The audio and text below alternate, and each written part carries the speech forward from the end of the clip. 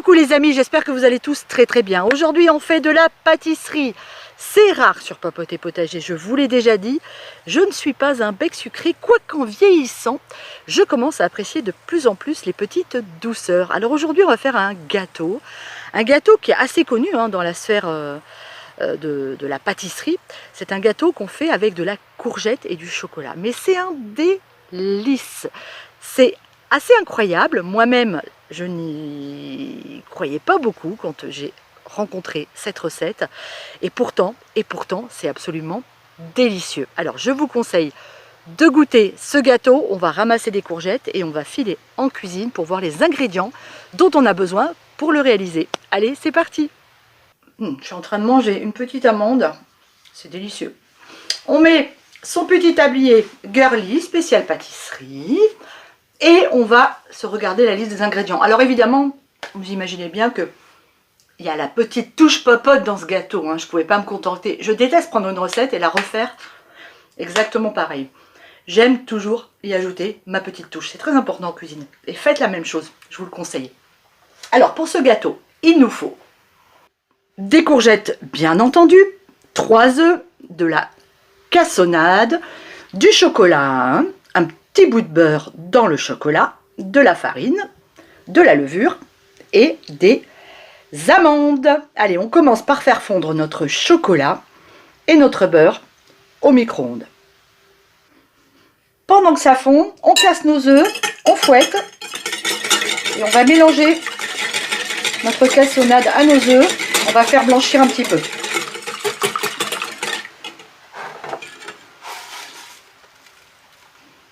Allez, c'est parti. Lorsque le chocolat est fondu, surtout vous le laissez refroidir parce que si vous le mettez tout de suite dans les œufs et le sucre, vous allez cuire vos œufs. Donc laissez-le retomber en température. Et par contre, j'ai oublié de vous dire un ingrédient. Moi, j'ajoute du piment d'Espelette dans mon chocolat. Oui, je sais. Allez, et puis une bonne rasade, faut que ça ait du goût. Voilà, l'équivalent d'une belle cuillère à café. C'est parti. J'en remets un petit chouille. J'adore. Non, j'adore le piment d'Espelette, c'est trop bon. Avec le chocolat, c'est une tuerie. Allez, c'est bon ce coup-ci. J'en profite aussi pour concasser un peu mes amandes. Voilà, et je vais les ajouter à mon chocolat.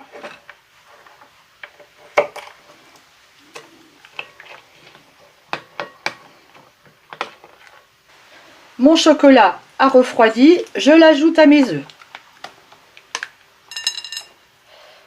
Et on fouette à nouveau. Hop, voilà.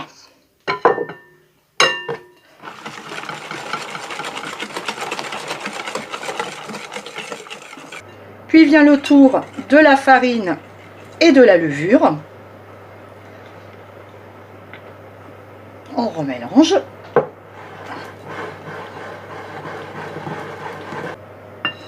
Mon four est en train de préchauffer à 180 degrés. Je vais terminer ma préparation en râpant mes courgettes. Tout simplement. Et ça, c'est fini. Je reprends ce bol là, on s'évite de la vaisselle. Alors, les courgettes, je les ai pris petites. J'ai fait exprès, d'abord parce que hier j'ai utilisé les courgettes plus grosses pour refaire ma recette de courgettes allègre douce. Elles sont en train de mariner, on est au 2e jour. Donc là, j'ai pris des petites, mais c'est mieux pour le gâteau. C'est mieux parce que du coup, comme on va les râper, on va s'éviter tout ce qui est graines. Donc, je vous conseille fortement de prendre des petites courgettes. Allez, c'est parti, on râpe.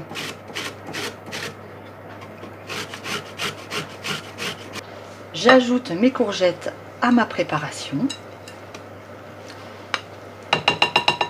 Il nous reste à mélanger et notre gâteau est prêt à partir au four, tout simplement.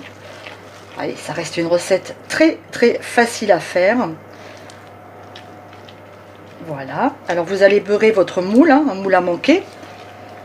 C'est parfait. Beurrer, fariner. Allez, c'est parti.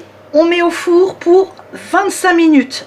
À peu près, ça dépend un peu de votre four. 25 minutes à chaleur tournante, normalement notre gâteau sera cuit. Alors, plusieurs options s'offrent à vous. Premièrement, le piment. Vous n'êtes pas du tout obligé. C'est moi qui adore ça et qui trouve que dans ce gâteau, ça se marie parfaitement. Ensuite, les courgettes, si vous n'avez que des vertes, vous mettez que des vertes. Il n'y a aucun problème. Les noisettes, c'est pareil. Pas les noisettes, les amandes, vous pouvez les remplacer justement par des noisettes ou par des noix de pécan.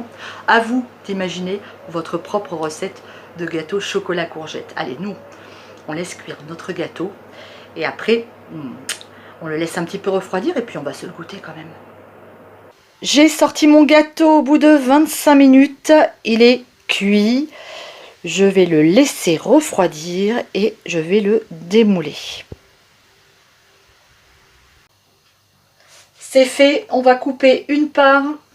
Il est très moelleux, il est magnifique.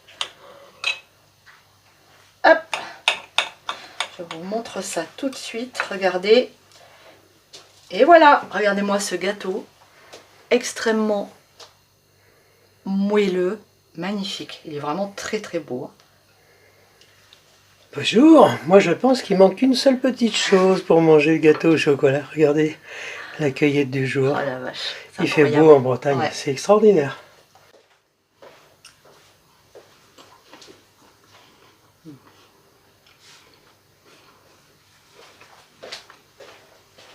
Mmh.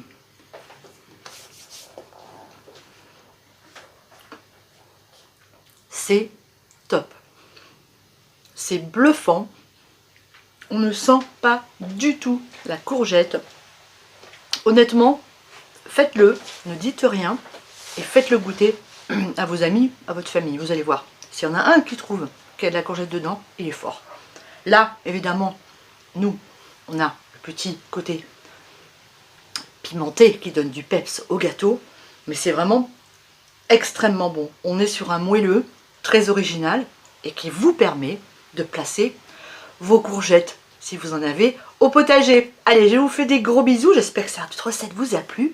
Je vous embrasse et je vous dis à vendredi. Ciao!